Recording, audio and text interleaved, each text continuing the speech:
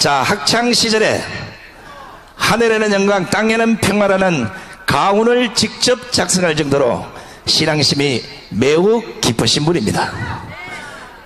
대입학력고사 전국수석, 서울대 법대 수석, 사법고시 수석, 전설의 3수석의 타이틀을 갖고 계신 엘리트 정치인이십니다. 국회의원과 지방자치단체장을 역임하시고 지금 국토부 장관 자리에 계시는 대한민국의 희망 천재 장관 원희룡 국토부 장관님의 신앙 간증을 기립박수로 드리겠습니다.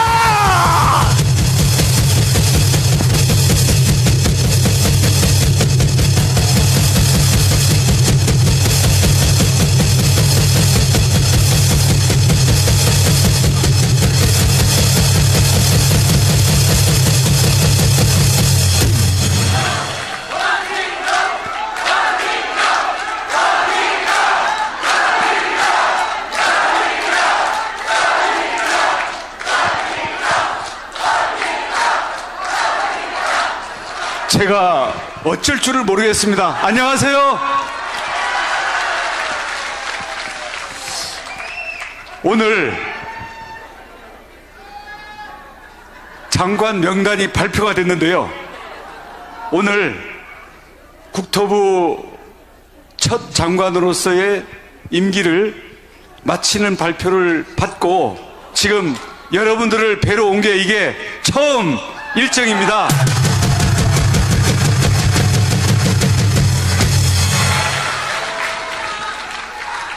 아무튼 이 자리로 여러분들과 함께 만날 수 있도록 해주신 우리 하나님께 영광과 감사를 돌리고요.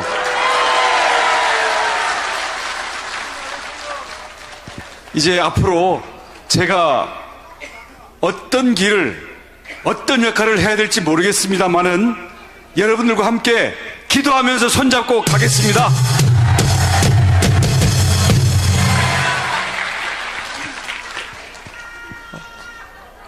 저는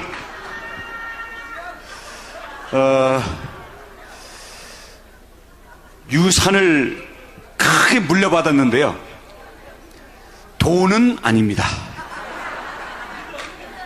돈은 한 푼도 못 받았고요. 대신 유산으로 신앙을 물려받았습니다.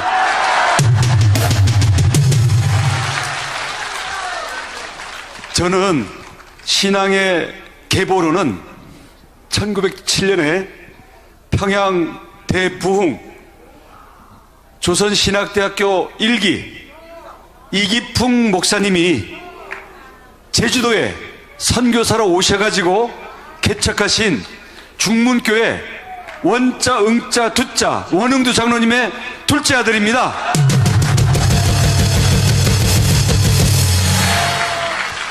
제가 태어나던 1964년에 원장로님은 나이 30살이셨습니다. 근데 제가 태어나던 해에 장로가 되셨고 지금도 어머니 아버지 건강하게 살아 계시는데요. 70세 때 장로 은퇴하고 지금 90세 될 때까지 평생 새벽기도를 멈추지 않으신 분입니다. 초등학교 때 학교에서 가훈을 써오라고 했습니다. 아니 뭐 시골에 그런 게 어디 있습니까? 그래서 집에 와서 아버지 우리 집 가훈이 뭡니까? 아버지가 한참 생각하시더니 하늘엔 영광 땅에는 평화 써서 갔죠. 무슨 가훈이 이러냐는 거예요. 그래서 어린 마음에 조금 얼굴이 창피했던 기억은 있는데 저희는 늘 가정예배를 드리고 어릴 때부터 주일학교 성경 말씀이 너무나 익숙했기 때문에 아버지의 기도는 이남 사녀인데요. 자식들 중에 하나는 하나님한테 바치고 또 하나는 땅에는 평화, 그러니까 인류 평화를 위해서 바치겠다. 꿈이 너무 크셨습니다. 제가 둘째거든요. 저희 형이 목사가 되셨습니다. 아마 우리 형님이 다른 길로 갔으면 제가 목사가 되는 거였습니다. 왜냐하면 한 사람은 하나님한테 바치겠다고 했기 때문에. 그런데 돈은 안 벌리더라고요. 평생 농사만 그냥 허리 꼬부라지도록. 대신 유기농 감귤은 잘 지어가지고 요즘도 맛있게 열리기 때문에 여기 계신 분들 중에 혹시 몇 분은 저희 우리 장로님이 보내신 귤을 드신 분이 계신지도 모르겠는데 맛이 좀 없더라도 좀 참고 먹어주십시오. 왜냐하면 그 허리 다 꼬부라지면서 직접 지으신 귤이니까요. 그리고 못생겨도 거의 농약 안 치고 한 귤이니까 드시기 바랍니다. 그래서 저는 어릴 때부터 우리 아버지께서 재산은 못 물려주지만 나중에 반드시 내가 물려준 신앙 때문에 크게 인생에 도움받는 날이 올 것이다. 네. 그래서 저는 유아 세례를 받은 모태신앙이었기 때문에 어릴 때부터 교회가 너무 익숙해서 저는 습관으로서의 신앙은 저는 한 9단쯤 됩니다. 근데 여러분 아시잖아요. 신앙의 모양은 있는데, 경건의 모양은 있는데 뜨거움이 없으면 경건의 능력이 없잖아요. 습관으로만 반복되는 신앙은 어떤 때는 도망가고 싶기도 하고요. 왜냐하면 세상 사람들 재미있는 거 다 하는데 우리만 못해. 그런 것 때문에 사실 벗어나고 싶은 마음도 어린 마음에 있었고요. 그러다가 이제 또 죽게 생기면 교회를 가죠. 저는 36살에 국회의원 한나라당으로 시작을 했는데 선거할 때마다 이게 무슨 탄핵이 벌어지고 무슨 사건이 일어나면서 선거 때마다 힘든 거예요. 그러면 갑자기 교회 새벽 기도를 열심히 나갑니다. 그러면 목사님께서 강하고 담대하라. 그러면 선거에 당선되려고 강하고 담대한 마음을 얻으려고 열심히 교회를 가는데 또 선거 당선되고 나면 어느새 흐지부지해져 가지고 늘 표들어 교회는 가긴 하지만 마음속에 뜨거움이 없는 거예요. 그러다가 제가 제주도 지사를 2014년에 갔는데 가자마자 큰 시험이 닥쳐왔습니다. 제주도 의회 조례로 한라산 산신제를 제주도지사가 재관이 돼서 도포 다 입고 제사를 지내야 되는 거예요. 법이 그렇게 돼 있는 거예요. 그래서 정말 고민을 많이 했죠. 제가 누굽니까? 이기풍 선교사가 세운 교회에 원장로 둘째 아들인데 거기다가 솔직한 말로는 어디 저 멀리 누가 쳐다보지도 않는 데 같았으면 몰래 살짝 어떻게 모면하려고 했을지도 모르겠는데 제주도지사로 전국에 방송이 되는 한라산 산신제에 제가 재관이 돼야 되는 거예요. 이건 너무나 어려운 상황이더라고요. 그래서 장로님들한테 여쭤봤어요. 정치하시는 장로님들은 이런 분들도 계시더라고요. 그건 문화다. 신앙이 아니고. 그래서 제주도민들을 편안하게 해주는 게 좋다. 이런 분들도 계시고. 또 어떤 분들은 아니 안 그래도 제주도가 미신과 우상이 많은 곳인데 다른 사람도 아니고 원장로 둘째 아들 그리고 교회에서 믿고 밀어줘가지고 지사가 됐는데 그걸 맨 앞에서부터 쓰러지면 어떡하느냐. 근데 저희 아버지 장로님 그리고 저희 중문교회 목사님 그렇게 기도를 며칠 하는 가운데 누가 그렇게 말씀을 하시더라고요. 일제시대에도 똑같은 일이 있었다. 신사참배가 그때는 이거는 국민의 행사지 국가의 행사지 이건 신앙과 관계가 없다 라고 하면서 신사참배만 하면 그 교인들 모두 풀어주고 탄압을 하지 않겠다라는 게 있었는데 사실 당시 주기철 목사님께서 순교를 하셨잖아요. 그래서 아니 그 쇠못이 박혀 있는 걸로 걸어가라는 그 고문도 다 우리 신앙의 선배들이 다 치고 갔는데, 그 절하는 거 이거 생각해 보니까 별거 아닌 거예요. 아유, 도지사 안 하면 말지 뭐. 왜냐면 탄핵 당할 수 있으니까. 그래서 이것 때문에 제주도민들이 도지사 그만하라 그러면 도지사 그만할 각오를 딱 하고, 대신 일반 사람들이 뭐 제가 미워서 그러는 건 아니잖아요. 자, 그럼 이건 부지사가 하도록 한다. 예산은 다 지원해 준다. 문화라 그러니. 하지만 나는 신앙이니 나는 못한다. 그래가지고 사실 그 방송에 내려고 또 한 것도 아니고 저는 천막에서 구경하고요. 대신 예의를 지키면서 구경하고 있고 부지사가 다 했는데, 이거를 그 좀 고약한 언론에서 저를 비난하려고 그걸 대문짝만하게 신문에다 일면 사진으로 낸 거예요. 이렇게 고집불통 도지사가 자기 잘난 그걸로 독선의 도지사다 이렇게 했는데, 제주도에서는 비난을 받았는데 전국의 목사님들께서 전화를 보내주셔가지고요. 그래서 아마 그때부터 아침에 기도재단에서 저와 우리 제주도를 위해서 기도해 주시는 우리 성도님들과 목사님들이 많이 생겨나지 않았나. 그래서 그 후부터는 저도 알 수 없는 힘에 의해서 제가 도움을 받는 그런 느낌을 자주자주 하고는 합니다. 근데 그게 딱 끝나고 나서 도의회에 이제 불려갔잖아요. 도의원들이 이제 따지는 거죠. 당신은 왜 이렇게 독단적이고 종교와 정치가 분리가 되게 돼 있는데 도지사로서 이 의무를 다 안 했으니 이거를 처벌을 하겠다. 그래서 근데 싸우는 것도 좋지만 싸워서는 설득이 안 되잖아요. 그러면 방법은 이제 동정표, 눈물, 불쌍해 보이는 것밖에 없죠.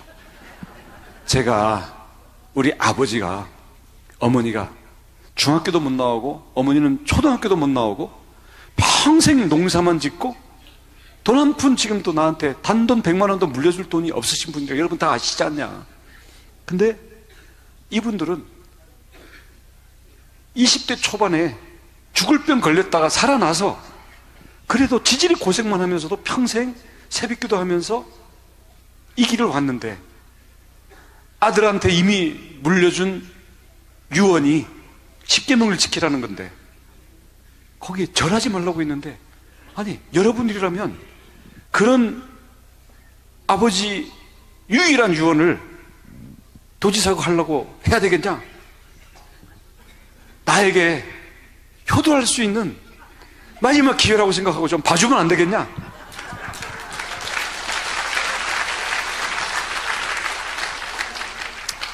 그랬더니 그냥 쩝하고 이제 체념해서 얼렁뚱땅 넘어가긴 넘어갔습니다. 근데 그 다음부터는 저보고 산진제 오라는 소리 자체를 안 해요. 그래서 사실 저는 그때까지도 제가 이렇게 막 어울리는 사람들, 또 세상에 막 즐거운 자리들이 있으면 제가 기독교라는 걸 살짝 숨기고 티 안 내고 이렇게 됐는데, 그때는 이미 전국에 이게 다 방송이 돼버렸기 때문에 이제는 어디 가서 제가 크리스찬이 아니라고 할 수가 없는 거예요. 게다가 이제 성경을 읽고 말씀을 드리면서 저도 오늘 이렇게 간증을 온 게, 자, 복음을 부끄러워하지 말라.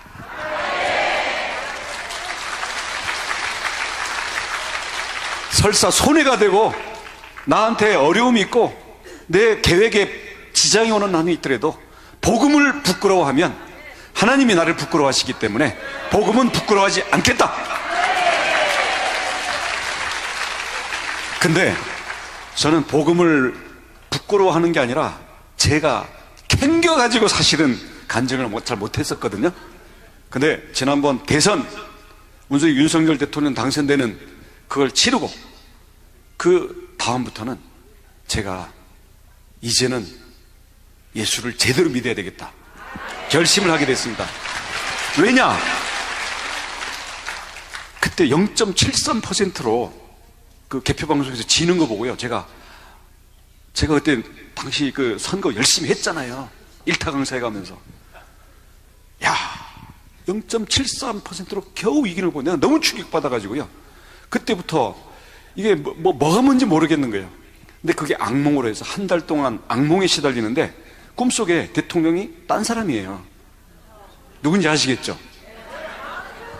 그랬더니 우리나라가 갑자기 막 평양에 가 있고, 예, 막 우리나라가 이상한 나라가 돼 있더라고요. 나는 물론 깜빵에 가 있고, 예. 그리고 내가 우리 친했던 우리 나름대로 자유민주주의를 지키던 모든 사람들이 이제 사업하는 사람들까지 다 탄압받고, 그래서 교회는 완전히 다 문에 그냥 대못이 박혀 있는 거예요. 꿈속입니다, 물론. 하도 악몽에 시달려가지고, 야, 그때 결심을 했죠. 야, 5년 만에, 우리 박근혜 대통령 탄핵된 지 5년 만에 전국 며칠을 해준 게 이게 하나님께서 주신 마지막 이게 기회인데,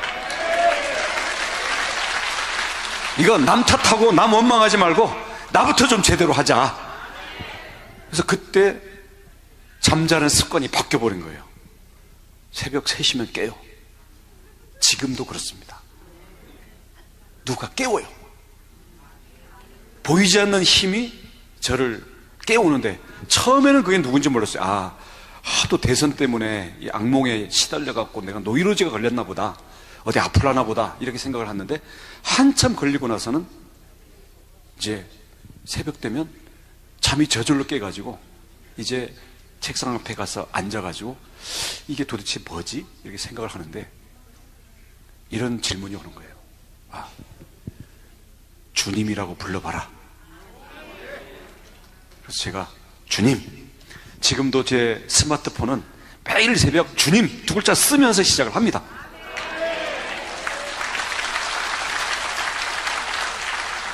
근데 제가 주님이라고 외치면 너는 정말 나를 주로 모시느냐? 아, 그럼요. 근데 그 물음이 매일매일 계속되니까 제가 생각을 더 하게 되는 거예요.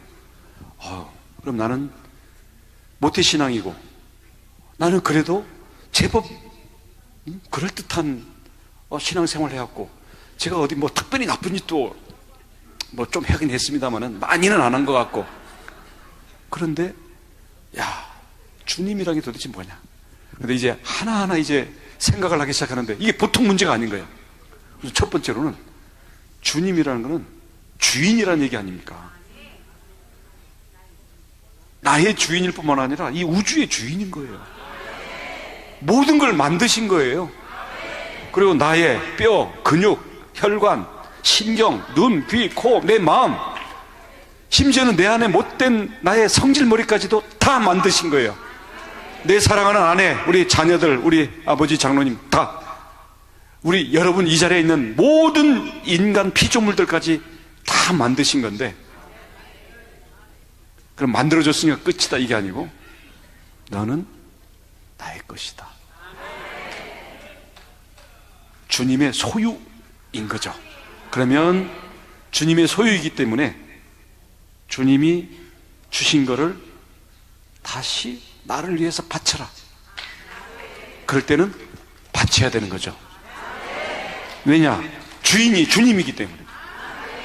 근데 그게 나의 재산, 나의 명예, 나의 정치적인 지위, 그리고 내가 편안함을 추구하는 거, 내가 먹고 마시고 자고 하는 모든 게 결국은 주인이 주님이라는 걸 실감하게 되니까 이게 보통 문제가 아닌 거고요.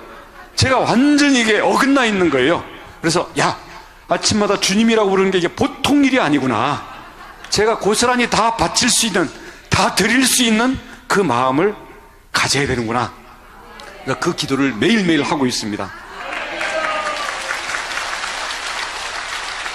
근데 이건 아무것도 아니에요. 그거는 기도 속에 들어가면 되는데, 하나님께서 지으셨는데 내가 왜 이 모양일까? 왜 우리는 죄인일까? 그 문제에 부닥치게 되는 거예요. 죄라는 게 뭐 깜빵 갈 죄도 있고요. 우리 마음속에 나쁜 생각만 하는 죄도 있고요. 근데 나쁜 생각 안 하고 아주 좋은 위인들도 다 죄인이라고 우리 성경에서 얘기하잖아요. 원죄잖아요. 아담과 이브 때부터 온, 하와 때부터 온 원죄인데 그게 뭘까? 그래서 저는 그 죄의 문제에 대해서 한참 고민과 기도를 많이 했습니다. 근데 가르쳐 주셨어요. 죄는 하나님이 사람을 만들 때 너무 사랑하셔가지고 기계나 노예로 만든 게 아니라 자발적으로 순종할 수 있는 선택권을 가진 의지와 욕구와 자아를 지닌 인간을 만들어 놓은 거예요. 사랑하셨기 때문에. 근데 문제는 뭐냐? 이렇게 자율권을 줘놨더니 자기라는 거는 자기 생각만 하는 거예요. 내 안에는 자기가 꽉 차 있고요. 또 나한테 주어진 이 육체라는 거, 주님의 전으로 주어진 이 육체가 자기 욕구 충족을 위해서 남의 것도 뺏고 뭐든지 절제하지 못하고 나는 그냥 무조건 욕구 충족을 하고 싶으니까 이 본성이 죄로 되는 거예요. 그래서 우리가 육체의 생명과 자기라는 자아를 가졌다는 것 자체가 죄니까 우리 이거를 중심으로 모셔버리면 하나님 위에 자기가 있고 하나님보다 앞에 자기 목표와 자기 계획이 가고 이게 죄다. 그렇게 보니까 저는 정말 시커먼 죄인인 거예요. 제 안에 너무 자기가 가득 차 있고 자기 계획으로 자기 위주로 살고 있고 그러다 보니까 하나님으로부터 많이 멀어져 있고 내 안에 꽉 차 있는 것들이 이제는 물어보는 거죠. 하나님으로부터 온 것은 거룩한 것이고 하나님으로부터 오지 않은 것은 사단의 것이거나 정체불명의 수상한 것이죠. 그래서 제가 감옥에 갈 법을 어기지 않고 마음으로 나쁜 생각을 직접 하고 있지 않더라도 나는 바탕 자체가 시커먼 죄인이다라는 것을 인정하지 않을 수 없었고 그렇게 되니까 이제는 주님한테 죄인이라는 것을 꿇어 엎드려 가지고 이제 물어봐야 되는 거예요. 주님, 제 안에 있는 이 생각, 내 안에 있는 이 욕구, 내 안에 있는 이 어떤 힘, 이게 주님이 주신 겁니까? 아니면 자기 생각 때문에 나온 겁니까? 를 물어봐야 이제는 그에 대해서 내가 깨끗한지 아니면 내가 죄에 매여 있는지를 가리게 되면서 점점 예민해지게 되더라고요.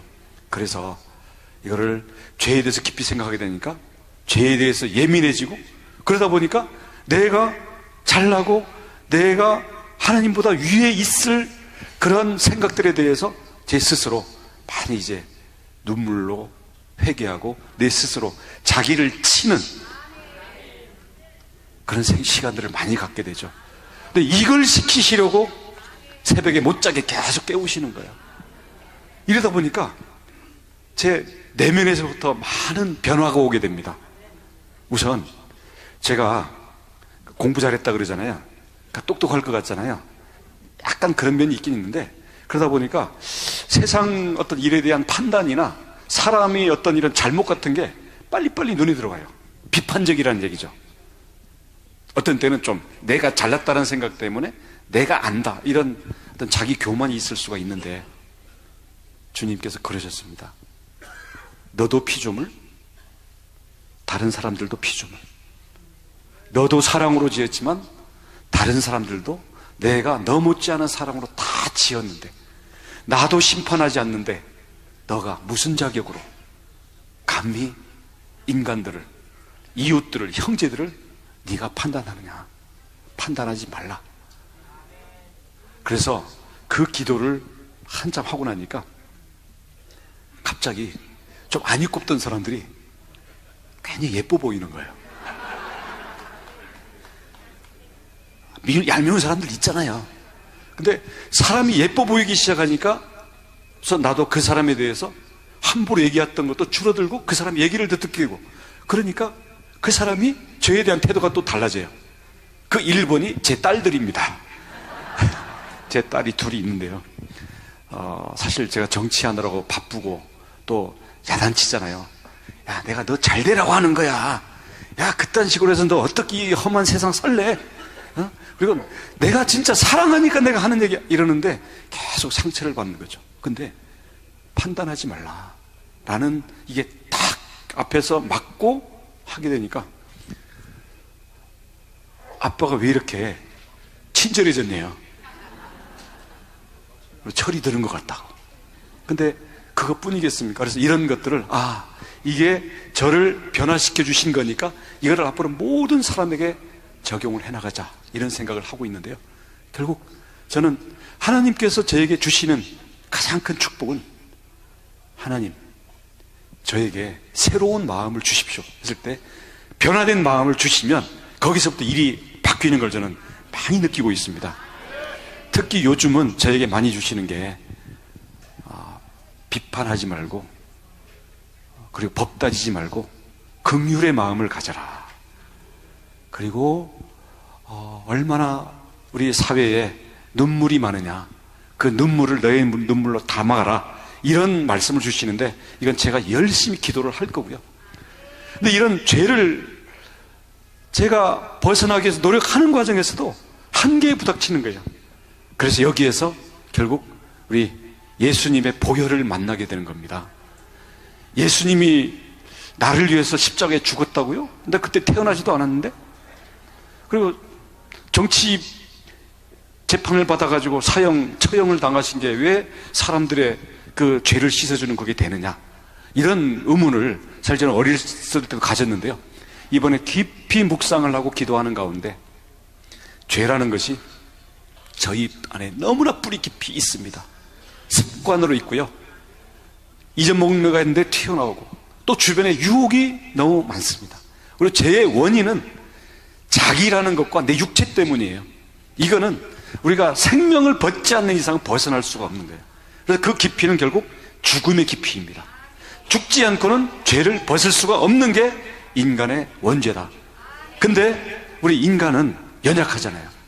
우리는 죄와 싸운다고 하지만 내가 양심적으로 살고 내가 신앙생활 열심히 한다고 하지만 내가 죽기까지 죄와 싸우지는 않거든요. 그래서 죽기까지 죄와 싸우는 본을 보여주고 자기를 높이는 게 아니라 가장 바닥까지 낮춰줘 온갖 채찍과 온갖 멸시와 온갖 고난을 다 받고 죽을 때까지도 이거를 순종하면서 받아내는 그 본을 보여주셨기 때문에 이게 죽음으로 죄와 싸우는 본을 보여주신 거고요. 근데 예수님이 왜 하나님이냐? 저는 마음의 씨앗을 바꿔보니까 저희의 근원이자 저희가 이렇게 있고 우리가 이렇게 지어져 있고 우리가 이렇게 마음속에 거룩한 동기를 갖고 있는 그 근원은 결국은 이 우주를 만들고 우리를 다스리시는 절대자이신 그분일 거 아닙니까? 근데 그분은 영이시고 영은 말씀으로 나타나시고 그 말씀은 우리에게 빛으로 오시는 거 아닙니까? 이게 무슨 구름 위에 있는 수염난 할아버지 이런 게 아니잖아요. 그건 동화 속의 하나님이고요. 우리는 우리 근원에 있는 영적인 절대자. 근데 그분이 우리에게 마음을 심어주셨기 때문에 이 마음에는 하나님을 향해서 순종하는 마음을 가지게 되면 우리는 이게 연결되고 연합할 수 있게 되는 거죠. 근데 예수님은 하나님의 마음을 가졌던 분입니다. 그리고 그게 한때만 뜨거워서 하나님의 마음을 가지신 게 아니라 평생 하나님의 마음으로 삶을 살아내신 분이죠. 그렇기 때문에 하나님의 마음을 가지신 분은 하나님일 수밖에 없고 하나님의 삶을 살아낸 사람은 사람이 된 하나님일 수밖에 없는 거죠. 근데 우리는 죽어도 그렇게 따라할 수는 없습니다. 대신 그렇게 본이 되셨고 우리 인간의 마음속에 하나님의 마음을 품을 수 있다는 걸 보여주셨고 부활하셔서 함께 길을 가던 제자들에게 마음속에 뜨거움을 불어 넣어주시고 그 믿음이라는 씨앗이 우리 마음속에 있으면 이 마음으로 그리스도의 마음으로 우리가 자라나갈 수 있는 그 길을 열어주신 거 아닙니까? 그렇기 때문에 믿음으로 구원을 받는다. 사람이 되신 하나님이라는 것을 저는 정말 새벽에 감격으로 깨달았는데요. 제가 국토교통부 장관이 돼서 건설노조 바로 잡은 것보다도 제가 이 죄와 예수님의 보혈로 구원을 받는 그 이치를 60 다 돼가는 이 나이에 새벽에 깨달은 게 저로서는 최근에 있었던 가장 큰 변화입니다.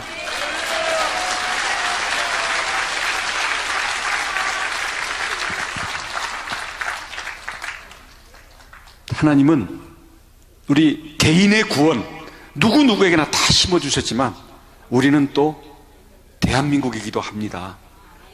개인 구원으로 끝나면 안 됩니다. 왜냐? 우리 피조물들을 하나님께서 다 만들어주셨으면서 대한민국으로 모여서 살아라 라고 해주셨습니다. 가난한 사람도 있고 재벌도 있고 또 뭐 인기 있는 사람도 있고 좀 무시당하는 사람도 있지만 그래도 하나님은 똑같이 사랑하시고요. 너희들 서로 돌보고 서로 그 안에 있는 하나님의 모습을 발견하고 그것을 서로 밀어주면서 믿음의 공동체를 만들어라. 근데 우리 대한민국은 김일성 공산 집단에 넘어가려고 하던 때에 북에서 목숨을 걸고 신앙을 지켜서 오셨던 분들에 의해 가지고 한국교회가 2차 부흥을 했지 않습니까? 우리 제주도의 교회들도 영락교회 등등등등 다 해가지고 평양 1907년 1차 부흥, 다음 1950년, 1945년부터죠. 이 월남에 어떤 이런 부분들이 해가지고 대한민국의 교회가 만들어지고 그 위에 우리 자유민주주의 대한민국을 만들어주신 거는 그 안에 있는 우리 기독교 신앙과 그 기독교 신앙에 핍박받는 걸 통해 가지고 축복을 주시고자 했던 하나님의 섭리라고 저는 믿습니다. 한국전쟁에서 우리를 지켜주셨고요. 그 가난과 전쟁의 폐허에서 세계가 우러러보는 대한민국을 만들어 주셨습니다. 우리의 신앙의 선배들은 이미 대한민국 건국과 우리 고도 성장을 할 때 한국 기독교도 역할을 했고 나름대로 했고요. 근데 우리한테 주어진 과제 때문에 저는 사실은 굉장히 떨립니다. 우리 탄핵도 당했었죠. 지금 동성애 하는 거 보십시오. 그 다음 정전협정, 평화협정으로 가자라는 이런 것들이 온갖 학교, 교과서, 영화, 문화 이런 속에서 이게 무슨 더 개념이 있는 것처럼 이렇게 퍼져나가는 이런 상황에서 과연 우리 기독교는 내 개인만 구원받고 아니 우리 교회만 부흥하고 이런 거에 머물러 있지는 않은가. 저는 기도하는 중에 우리 주님께서는 교회와 우리 마음속에 주의 마음의 성전만 지키라고 한 게 아니라 우리가 살고 있는 각각의 영역, 경제면 경제, 문화면 문화, 교육이면 교육, 정치면 정치, 아니면 지역 발전이면 지역 발전, 이게 모두 하나님께서 만드신 피조물이기 때문에 거기에서 하나님의 연기를 받은 우리들은 연합을 해서 하나님이 주신 세상을 거기서도 하나님의 빛을, 영광을 드러내는 쪽으로 우리가 만들어가는 데 참여를 해야 되는 거예요.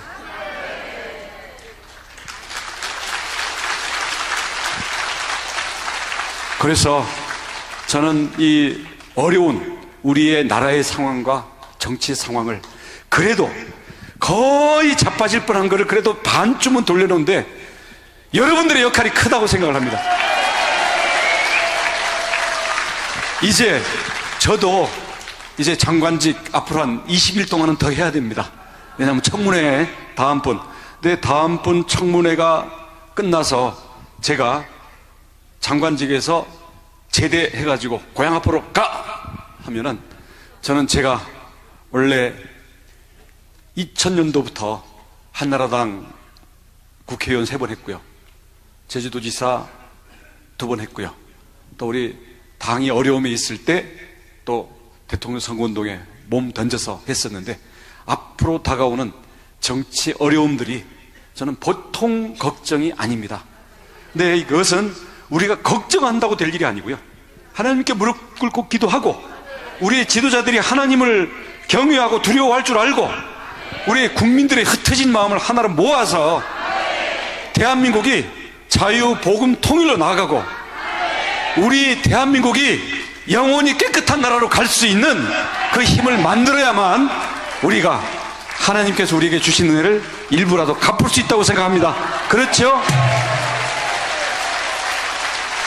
저는 복음을 부끄러워하지 않는다고 그랬던 것처럼 우리 공산화를 막고 자유 대한민국을 만들었고, 가난해서 우리 잘 사는 대한민국을 만들었던 그게 두 번째 점프였다고 한다면, 세 번째 점프는 지금 공산주의와 이념에 의한 인간의 지배, 그리고 인간의 우상, 이걸 꿈꾸는 우리 북한과 주변의 이러한 기운들을 우리가 믿음으로, 우리의 헌신으로, 우리의 희생으로 이것을 이겨내고 자유, 복음, 통일을 이룰 뿐만 아니라 우리 사회에서도 국민 통합을 이뤄내고 전 세계에 이제는 우리가 가장 앞장서는 제사장 나라로서 빛을 발할 때가 왔다. 그래서 저도 복음을 한때는 좀 부끄러워하고 한때는 제가 죄책감 때문에 캥겨서 조금 쭈삣쭈삣했는데요, 이제는 정치 영역에서든 제 내면의 마음의 영역에서든 아니면 여러분들처럼 앞으로 손잡고 함께 우리의 영역에 하나님의 주권을 세워나가는 그런 일에 저도 앞장서고 헌신하겠습니다.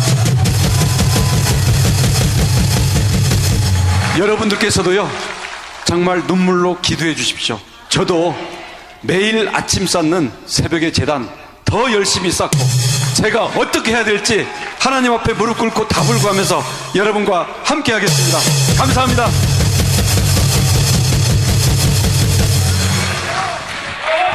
잠깐만요.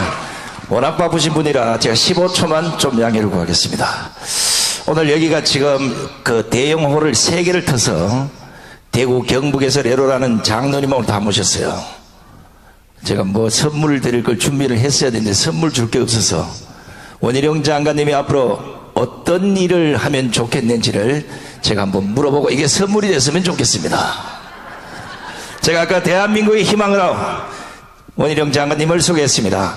원희룡 장관님이 앞으로 20일 후에 국토부 장관 자리를 후임에 물려주고 대한민국을 위해서 어떤 일을 했으면 좋겠습니까? 뭐요? 크게 다시 말씀 안 드려도 알겠죠? 뭐 섞여가지고 뭔 말인지 잘 모르겠습니다. 자, 다시 한번 묻겠습니다. 원희룡 장관님이 앞으로 대한민국을 위해서 어떤 일을 했으면 좋겠습니까? 뭐라고요? 어휴, 저 입으로 얘기할 수가 없네, 얘기요. 잘 안 들리죠? 네, 잘 안 들립니다. 안 들리네. 자, 대한민국은 3세분이 있습니다. 다시 한번 묻겠습니다. 원희룡 장관님이 앞으로 20일 후에 국토부 장관을 후임에게 물려주고 제주도로 갈지 어디로 갈지 잘 모르겠습니다만은 여러분께서는 원희룡 장관님이 앞으로 대한민국을 위해서 어떤 일을 하면 좋겠습니까? 잘 못 들었고요. 제가 뭐 자꾸 어디로 갈 거냐고 그러는데 저는 앞으로 다가오는 그 우리 국가의 운명이 걸린 일에서 그래도 제가 해야 될 일을 하겠습니다. 뭐냐면 딱 한 사람을 붙들어야 되거든요. 예. 우리 대한민국의 앞길을 가로막고 있는 걸림돌을 붙잡고 제가 헌신하고 희생하겠습니다. 자, 시간이 많으면 뭐 한 2시간 정도 간증을 들었으면 참 좋겠는데 워낙 바쁘신 분이라 이제 보내드려야 됩니다. 앞으로 신앙생활 더 뜨겁게 하시고 또 국가를 위해서 또 큰 일도 해주시고 무엇보다 건강하셔야 됩니다.